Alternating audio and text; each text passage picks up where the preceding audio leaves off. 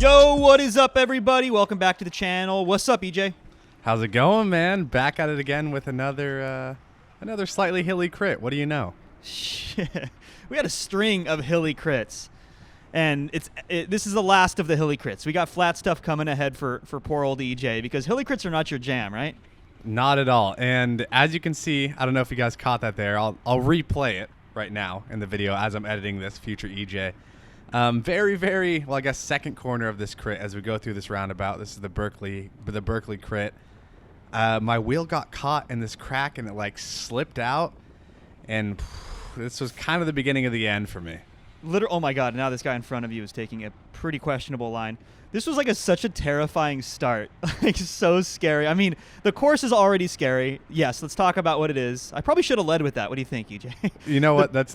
Take it over now. Tell the people what we're seeing. All right. This is the Berkeley Streets Category 3 Criterium, and it's also like a collegiate thing. Somebody can let us know in the comments what this was for collegiate. It was some collegiate race, because a lot of these guys you're going to see, this is like a Stanford rider in front of you, I think.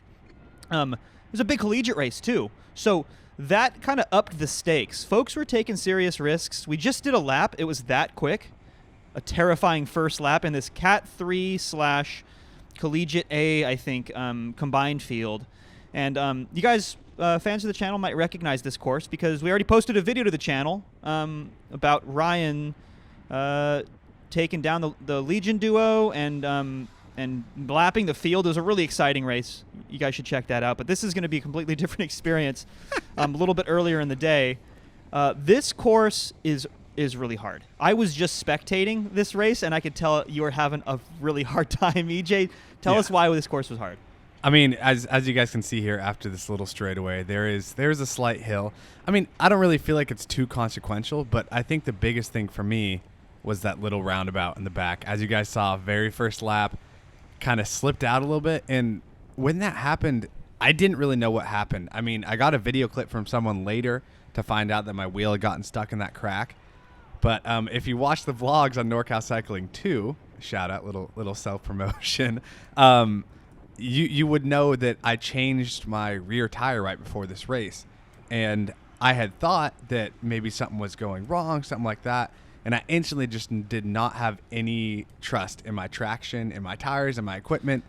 And my brain kind of started to go a little bit haywire. I mean, as you can see, as I took that corner right there, I'm already spiking up watts. I'm breaking through that corner, just not riding well at all. It's a tough start when you have like a really terrifying, like sometimes it takes a while to get back into the groove. So much success in crit racing is like being in the rhythm of a course. And I just don't feel like you ever got in the rhythm on this course. I mean, I have a lot of thought. You're doing 1,200 watts out of this corner at the bottom of a hill. Like, you are not in a good rhythm. I hate to say it, but as a bigger rider, it's a shame that you're at 170 pounds. You're a bigger rider, but there are guys in this field who are literally 15 kilos, maybe even 20 kilos lighter than you. So when you're doing 1,000 watts up this little hill or out of that corner, always keep in mind, they're doing like 750, because right, it's like 10 watts per kilo is right, it's like 800 watts for you, and it's a lot fewer for them. It's like 150 to 200 watts fewer for them because they're 15 or 20 kilos lighter. So oh my God, now there's a crash behind you. Like, what a rocky start, dude. Like, yeah. Oh my God. Like, so you were, maybe even if you were getting into the rhythm for a second, now we're 3 laps later, there's a crash behind you. Now you must be even more terrified. Yeah, and that crash bumped right into me. I think people just overlapped. Someone was kind of dive bombing the inside corner there, taking a little bit of a weird line, crashed a couple people out. And also, again, if you follow the vlogs on NorCal Cycling 2, you know my buddy Luke unfortunately crashed and broke his femur about 2.5 weeks ago now. But that was still very fresh when I was doing this race and kind of going through that whole experience of getting him out of there. So not to make a ton of excuses, but yeah, I kind of had that feeling that my mind wasn't in there. I mean, you can touch on this, right? Like Intelligentsia last year when we were out there, you were kind of going through a similar thing, right? Right. Yeah. It's I had a crash last year. I hate that we're talking so much about crashing, but it's an unfortunate part of the sport. And anyway, it's the last thing that comes back. I have found is the fitness will come back, but if you're tense in a race, it's out of fear of crashing because it's still fresh on your mind or whatever, or it happened right behind you in this case, it makes you even like higher risk for crashes, because when you're like tense and all white knuckled, you're kind of setting yourself up to potentially go down. So it's not a good position to be in. I can sympathize because I was in the same position of just having that feeling last year at Intelligentsia, like you said. But yeah, I think part of it too is, like we talked about, a lot of these riders it's high stakes for a lot of these collegiate riders. That's what it seemed like to me as a spectator. Now, especially, we're looking at the GoPro footage. But let's get back to 1,000 watts out of every corner, because I think there's a way as a quote unquote bigger rider to do better on a course like this. It's not the best course. We can tease a little bit. We have flat crits that you have done since this race that you do a lot better in, and this is no surprise to me. After coaching a bunch of athletes and being in this sport for over a decade, I understand the dynamic between the rider type, specifically their physiology, and the course. And a course like this, it's just a bit harder for bigger riders, and it's not just because of the hill. Like, gravity sucks when you have to pull another 30 pounds up it. Like, a lot of these tiny little lightweight climber guys don't have to do that. But it's also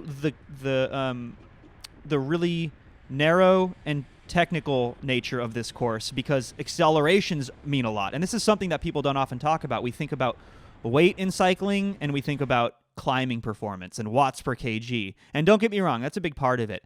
But in crits, accelerations, how many times did you have to accelerate over 1,000 watts, EJ, in this race? Oh my God, I can't 4 even times count. per lap. I'd have to go on Strava.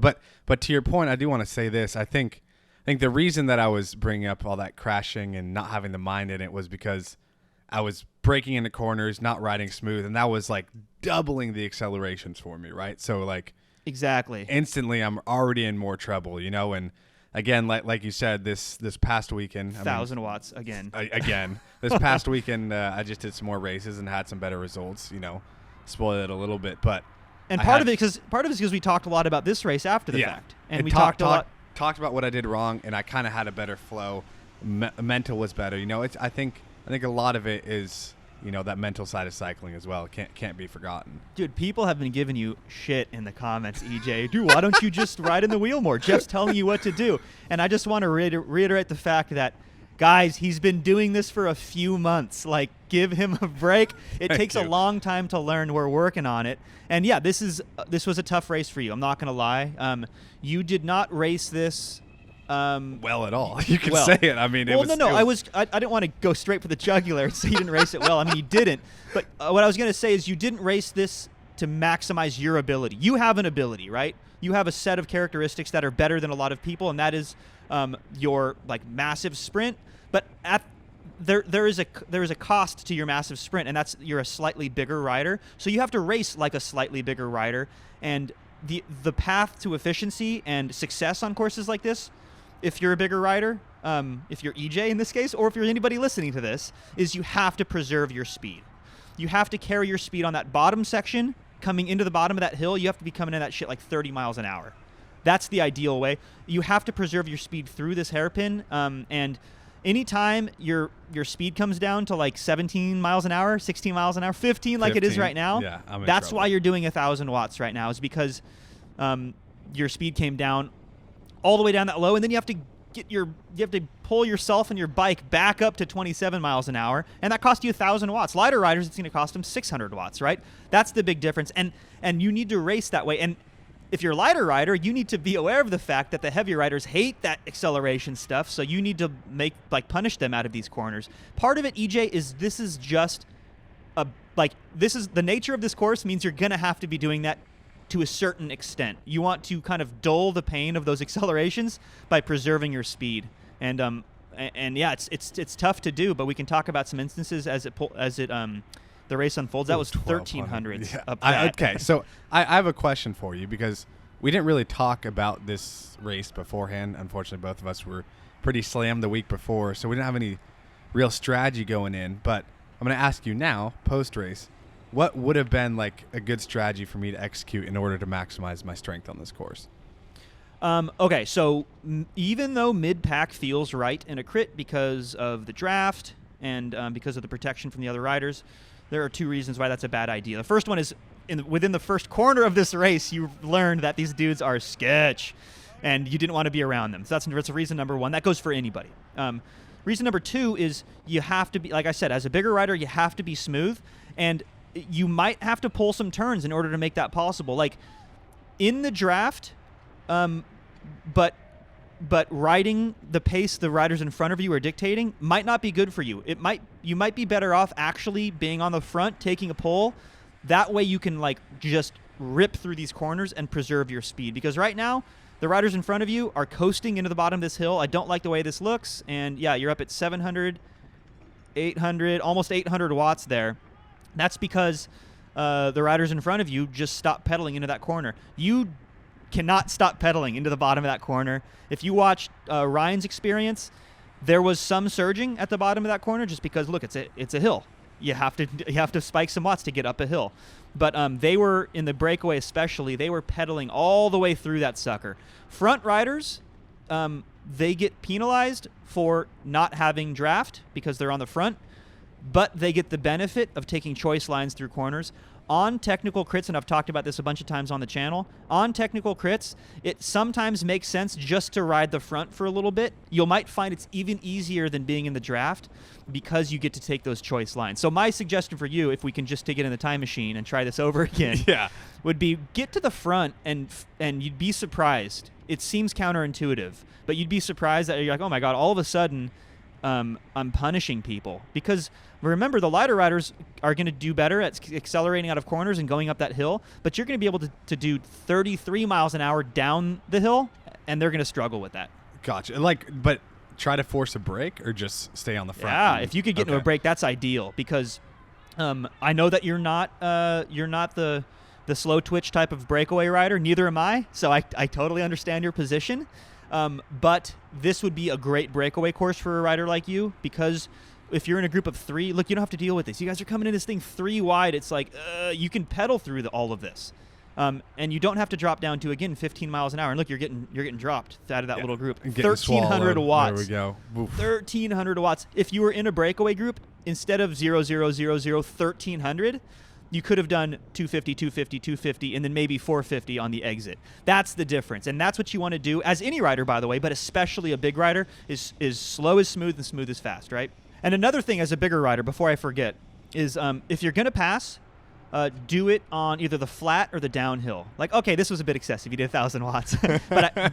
But you're seeing some gaps open up, and I can see the danger there. And I appreciate you like getting up towards the front. It's almost like past EJ just heard my words of advice, like, and now you're trying to get up to the front. Get up, Jeff.